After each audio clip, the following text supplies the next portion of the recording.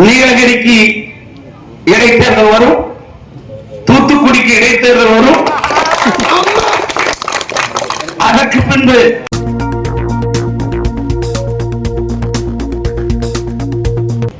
தன் மருமகள் மூலமாக சினிமா எடுத்து அந்த சினிமாவிற்கு போதை மருந்து கடத்தல் பணத்தை பயன்படுத்திய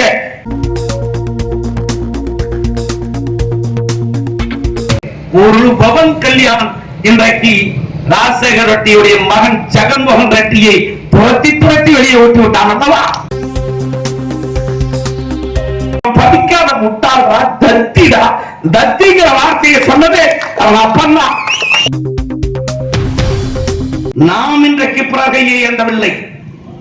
பாரதி பாடினான், என்ன வடமில்லை இந்த திருநாட்டில் ஏன் பிறகையை ஏந்த வேண்டும் என்று. இன்றைக்கு நாம் பிறகையை ஏந்தவில்லை. வெளிநாடுகள் இன்றைக்கு இந்தியாவின் கையை எதிர்பார்த்திருக்கிறது, பாரத தேசத்தின் கையை எதிர்பார்த்திருக்கிறது, அப்படி தேசத்தந்தை நரேந்திர மோடியினுடைய கையை எதிர்பார்த்திருக்கிறது. அதனால நேற்றைக்கு முன்தினமும் இந்த 3 நாட்கள் இங்க பார்த்திருப்பீர்கள். G7 அந்த மாநாட்டிலே இத்தாலியிலே அவர் ஒரு சிங்கமன நடந்து போனாரே, அவரை பார்ப்பதற்காக அமெரிக்க அதிபராக இருந்தாலும் சரி, பிரிட்டிஷ் முதலமைச்சராக இருந்தாலும் சரி, என் பிரெஞ்சு நாட்டு அதிபர் செல்ஃபி எடுத்துக் கொள்வதற்கு வந்து நின்ற போது அந்த காட்சியை கண்டிருப்பீர்களே. இதுதான் உலகத்தின் விஸ்வ குரு நம்முடைய பாரத பிரதமர் நரேந்திர மோடி தான் என்பதை உலகம் ஏற்றுக்கொண்டிருக்கிறது.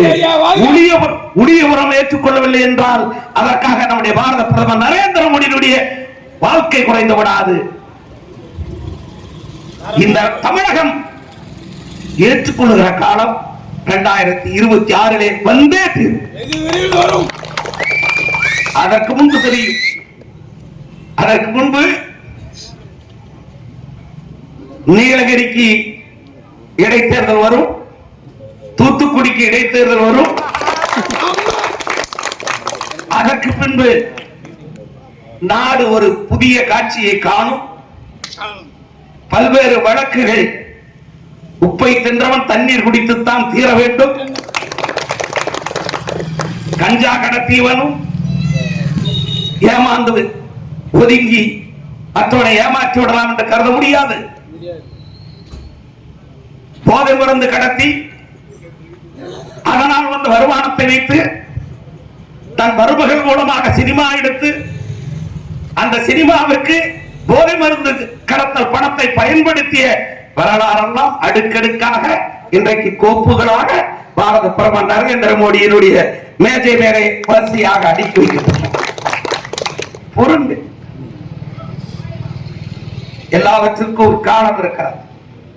ஆடு ஆடுகிறவரை ஆடு, நீ ஆடி முடிக்கிற போது பார், நீ திரும்பி பார்க்கிற போது உனக்கு என்ன கதையாக போகிறாய் என்பது. நாட்டு மக்கள் வாக்களித்து நீ வச்சுவிட்டு 40 நாடாளுமன்ற தொகுதியை என் அருமை நண்பர் ஸ்டாலினும் அவரை சார்ந்திருக்கிற கூட்டணி கட்சியை சார்ந்தவர்களும் வெற்றி பெற்று விட்டதால் எல்லாம் உங்க கையில் இருப்பதாக கருதிவிட வேண்டாம். 23-24 ஆண்டு காலம் மிகப்பெரிய ஆட்சியை ஒரிசாவிலே நடத்தியவர் தான் பிஜி பட்நாயக்கினுடைய மகன் நவீன் பட்நாயக். மிக நீண்ட அரசியல் பாரம்பரியம், அவர் அசைக்கவே முடியாது. தேர்தலில் வாக்கு எண்ணிக்கிற வரை, எண்ணிக்கை வருகிற வரை யாரும் எதிர்பார்த்திருக்க மாட்டார். ஆனால் இன்றைக்கு என்ன கதியானது? அதே போல ஆந்திர மாநிலத்தில் ஒரு பவன் கல்யாண் இன்றைக்கு ராஜசேகர் ரெட்டியுடைய மகன் ஜெகன்மோகன் ரெட்டியை துரத்தி வெளியே ஓட்டி விட்டான் அல்லவா? எந்தெந்த தேர்தலிலே பாரதிய ஜனதா கட்சி குறைவாக வெற்றி பெற்றுவிட்டது என்று கருதுகிறீர்கள்? நாங்கள் சொன்னோம் 400க்கு மேலே வெற்றி பெறுவோம் என்று. அதிலே குறைவு. அதுவே உங்களுக்கு எப்படி வெற்றியாகும்? அதைத்தானே சண்முகநாதன் கணக்கு சொன்னார். நீ 99 எம்பியை பெற்றிருக்கிற, நீ 243 எம்பி பெற்றிருக்கிற எங்களை பார்த்து நீங்கள் குறைவு என்றால் என்ன கணக்கு? ஒருவேளை கொஞ்ச நாளாக ராகுல் காந்தி ஸ்டாலினோட சுத்தின காரணத்தால் ஸ்டாலினுடைய கணக்கு அவருக்கு வந்திருக்கு. ஸ்டாலின் கம்ப கணக்குல பெரிய புள்ளி. அவங்க அப்பா தான் சொல்லுவார் அடிக்கடி, டேய் இவன் கணக்கு போட தெரியாதா, கணக்கு போட தெரியாத, இவன் படிக்காத முட்டாளா, தத்திடா. தத்திங்கிற வார்த்தையை சொன்னது அவங்க அப்பன் தான். நானும் அழகிரியும் இருக்கிற போது எங்களோடு கலைஞர் அடிக்கடி அதை சொல்லுவார். ஸ்டாலின் இப்படி செய்யறாரு இப்படி செய்யறாரு சரியா வருமானு கேட்கிற போதெல்லாம் சொல்லுவார், அவன் தத்திடா அவன் தத்திடா. என்னமோ ஒரு நேரம் முதலமைச்சரா உட்கார்ந்து இருக்காரு, உட்கார் உட்கார். ஏன்னா இந்த நாட்டுல இந்த தேசத்துல முதலமைச்சரா உட்கார்ந்து உட்கார், முதலமைச்சரா உட்கார்ந்து இருக்கிறவங்க பெரிய மனுஷன் நம்பிடக்கூடாது, முதலமைச்சரா உட்கார்ந்து இருக்கிறவங்க அறிவாளி நம்பிடக்கூடாது, முதலமைச்சரா உட்கார்ந்து இருக்கிறவங்க பெரிய சிறந்த ஆற்றலாளர் நம்பிடக்கூடாது. ஏதோ ஒரு வகையில முதலமைச்சரா உட்கார்ந்து. ஆக இந்த நாடு பாவார் ஆட்சியில கூட இருந்தது, ஸ்டாலின் ஆட்சியில் இருக்கிறது பெருசா முடியா இருக்கட்டும் இருக்கட்டும். என்னைக்கு நாம வர்றோமோ அன்னையில இருந்து இந்த நாடு நம்ம கையில தான். அது வர்றதுக்கான வழிவகையை செய்ய வேண்டிய பொறுப்பு. எதுக்காக? ஒரு நேர்மையான ஆட்சி வேணும். ஏன்னா நமக்கு என்ன பணம் கொடுக்க தெரியாதா? இல்ல முடியாதுதானா? பிச்சைக்காரனா இனி ஒரு தேசத்தால் ஒரு மாநிலத்தால் உன்னாலே எவ்வளவு பணம் கொடுக்க முடியுது? 18 14 15 மாநிலத்தால் எங்களால கொடுக்க முடியாத என்ன? நாங்க அப்படி பழக்கப்படுத்த தயாராக, நாங்க அங்கேயும் கொள்ளையடிக்க தயாரா இல்லை, அந்த கொள்ளையடிச்ச படத்தை கொண்டாந்து கொடுக்கவும் தயாரா இல்லை. நீ இந்த மக்களிடம் கொள்ளையடிக்கிற கொடுக்கிற, இந்த மக்களையும் பழக்கிற. அட ஊழல்னா என்ன, தப்பா என்ன, இன்னைக்கு என்னையா பணம் அப்படின்னு கேட்கக்கூடிய மனநிலையை இந்த மக்களை உருவாக்கி தந்தாங்க. கொரோனா காலத்துல ஒவ்வொரு கார்டுக்கும் ஒவ்வொரு ஜன்தன் அக்கவுண்டுக்கும் 500 500 500 3 போட்டார். பாரத பிரதமர் நரேந்திர மோடி கொரோனா காலத்தின் போது ஒவ்வொரு ஜன்தன் அக்கவுண்ட்லயும் 500 500 500 3 போட்டார். அதுக்கு இலவச அரிசி கொடுத்தார். இன்ன வரைக்கும் அந்த திட்டம் தொடருது.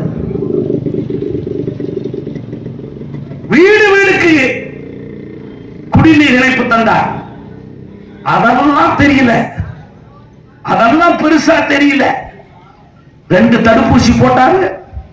பக்கத்துல இருக்கிற பிரைவேட் ஆஸ்பத்திரிக்கு போனா தடுப்பூசிக்கு 1000 1500 பணம் வாங்கினா, இவர் இலவசமா வீதி வீதியா கொண்டு வந்து கூவி கூவி தடுப்பூசி போட்டாரு. அந்த தடுப்பூசி கொண்டு வந்து போட்டவனுக்கு கூட மாநில சர்க்கார் பணம் கொடுக்கல, மத்திய சர்க்காரே ஊக்கத்தொகை தந்தது. இந்த போன வாயம் படத்தை மட்டும் போட்டு வச்சுக்கிட்டான். இவன் என்னமோ ஊசிக்கு தயார் பண்ணி இவன் கொண்டாந்து போட்ட மாதிரி, இவன் தோப்பா கொண்டு ஊசி எடுத்து போட்ட மாதிரி.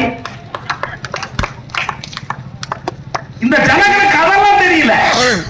இன்னைக்கு ஒளிபுரத்தில் அந்த முக்கு நின்று கொடுத்தா போதா இப்படி இப்படி, அதுதான் பைய போட்டுக்கிட்டு ஒவ்வொரு வீதி மூக்களையும் நின்றுட்டு இப்படி இப்படி போட்டாம்பா. இந்த 500 தான் தெரியுது. இப்படி பழக்கப்படுத்தும். இப்படி பழக்கப்படுத்த பாரதிய ஜனதா கட்சி தயாராக இல்லை. அதனாலதான் இப்படி ஆட்சிக்கு வர வேண்டிய அவசியம் பாரதிய ஜனதா கட்சிக்கு இல்லை. காரணம், பாரதிய ஜனதா கட்சி தனக்காக ஆட்சிக்கு வர வேண்டும் என்று கருதவில்லை. தேசத்தை முன்னேற்ற வேண்டும் என்பதற்காகத்தான் பாரதிய ஜனதா கட்சி ஆட்சிக்கு வர வேண்டும்.